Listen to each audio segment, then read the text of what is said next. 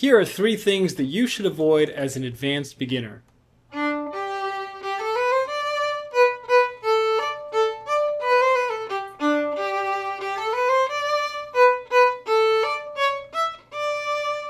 Hello fellow instrumentalists, and welcome to the channel. I'm Jacques Gadway, and this is Gadway Violin. In today's video, I'm going to go over 3 things that you should avoid as an advanced beginner. Now, what is an advanced beginner?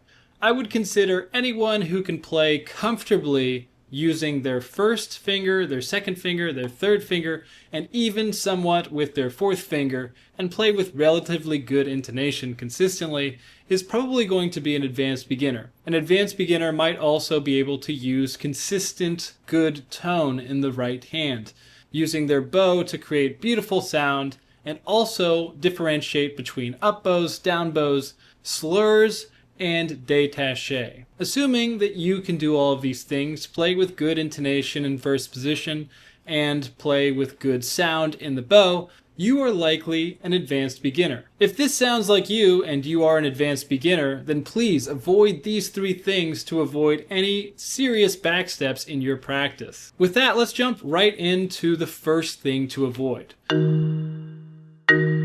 Now, if you're practicing and trying to get better at your instrument, you might be eager to progress, and you look to more advanced concepts. For example, this first thing to avoid is shifting. Please avoid learning how to shift on the violin too early. There are several reasons for this. The process of shifting on the violin is essentially just whenever we move our hand from one position to another. For example, what I just did there is I was playing in first position, a B natural on the A string, and I shifted my hand up to a D natural on the A string to third position. It looks easy enough, but shifts are actually quite complicated. In fact, I made an entire series on this channel dedicated to shifting. If you'd like to check that out, please feel free to use the link below. However, I do discourage you from doing so if you're not ready for it. And that means if you are an advanced beginner, you may not be ready for shifting. And here's why. The process of shifting, as we already defined, is simply moving from one position to another. But the way that we go about this is very specific. In order to accomplish a good shift, we need to move from one position to another, usually using a single finger, however, without changing the shape of your hand. This means in order to accomplish a good shift, one must have a very clear sense of their hand frame. If the very concept of hand frames is new to you, or at the very least not a habit yet, then shifting is definitely not going to be right for you. You see, when we shift from one position to the next, in this case, let's take that same example from first position to third position, it's easy to do an approximate shift or something that might even sound right, but actually is not correct at all. And if we regularly accomplish incorrect mechanisms for our shifting, we can actually develop bad habits that will translate and pervade in the rest of our left hand setup. One of the common things that I see when people are shifting is they do this kind of maneuver where the shifting finger, in this case first finger, almost pushes the others out of the way, and you see that the hand, or the shape of the hand rather, deforms. And we lose that sense of hand frame as we move from position to position. This means that in the new position, we end up not having good finger shape, and therefore most likely inconsistent intonation, and also we may get used to this feeling of playing with this weird hand frame.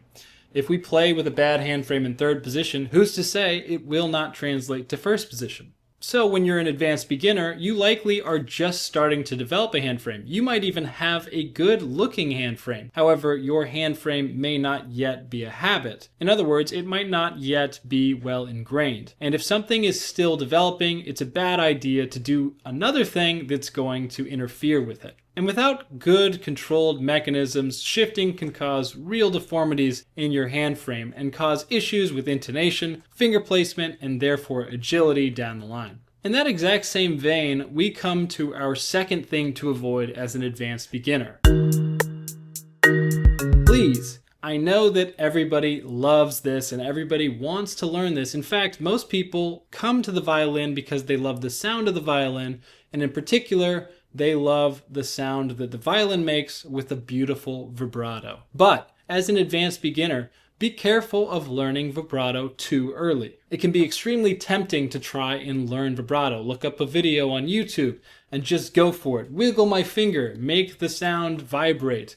How bad could it be? And the answer is, it could be really bad. Just like in shifting, the process of vibrato actually can end up changing the shape of your hand. And I want to be clear here, I don't mean that your hand is going to all of a sudden be a triangle. What I mean is that it will change the shape of your hand frame, the very thing that you're trying to develop in order to have good intonation, good finger placement, and of course agility down the line. We define hand frame in violin playing as the shape of our hand, specifically having a good relationship between our first finger and our fourth finger, the frame of our hand. And while in shifting, a proper shift does not change the hand frame, in vibrato, the very act of vibratoing does compromise the shape of our hand. And so if we do not have a well-defined hand frame, one that is habitualized and ingrained, the act of vibratoing can make that even more uneasy. This is because, of course, when we do vibrato, what we're doing is we're actually either rolling the fingers like so, which is changing the relationship of the palm to the fingerboard, or we are using that last joint to create a difference in the pitch. When we do the latter, for example, that's the most common, we need our finger to be relatively rigid aside from that final joint. So it's not just a matter of random looseness or flexibility, but structured looseness and flexibility.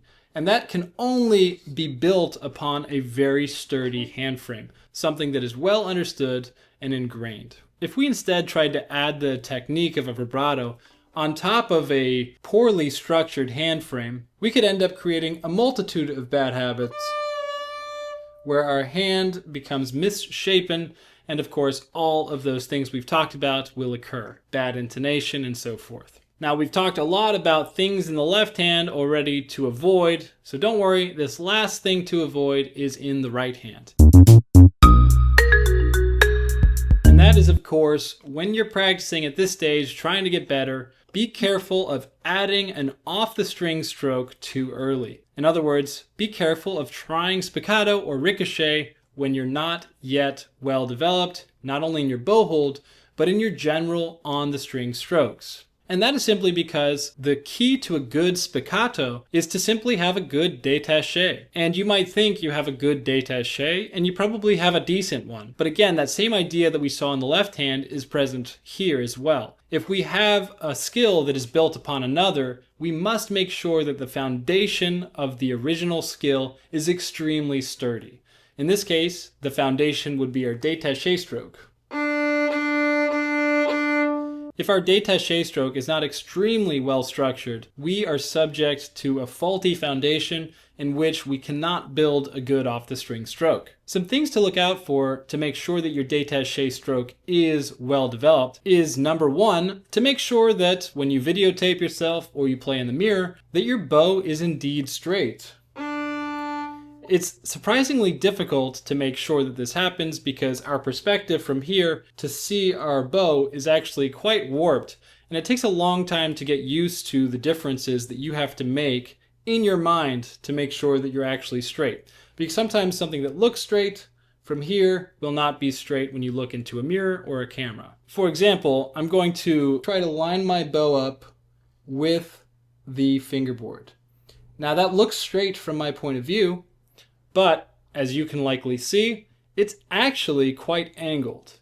So you have to be careful of your détaché stroke and make sure, for one, that your bow is actually straight when you draw it. The other thing that we have to make sure that's happening in our détaché stroke is that our bow does not move during our down bows or up bows away from the bridge or away from the fingerboard. We want to make sure that during a bow, we maintain that exact placement, at least if we're not intending to move it. Sometimes we intend to move that placement. And by the way, we call that placement, in other words, the distance of your bow from the bridge, the sounding point. What I notice in a lot of beginners is when they play down bows and up bows, their sounding points might move quite drastically. Now that doesn't seem drastic, but anything around an inch of movement is an enormous movement in sounding point, and you'll notice a drastic change. I'll give you an example by playing in third position on the D string, where I think this is one of the most clear differences you can see in sounding point. By playing over here, we have this almost fuzzy sound. And simply by moving a full width of the bow hair, so basically a centimeter, we're going to change that sound dramatically. Once again. It almost wants to croak with just that centimeter of change. The string is much less strong the further away from the bridge you get. And so with this final tip, the biggest thing to focus on is do not try to learn an off-the-string stroke like a spiccato until your détaché is so consistent, not just with a straight bow, but with a consistent sounding point, whether you're going down bow, up bow, full bow, half bow, quarter bow, whatever it is. If there's any topics on violin you'd like to see me cover, please leave them in the comments below. If you found this video helpful, please let me know in the comments below. If you liked this video, don't forget to like it, and please subscribe so you don't miss any of my future videos. Thank you so much for watching, and happy practicing.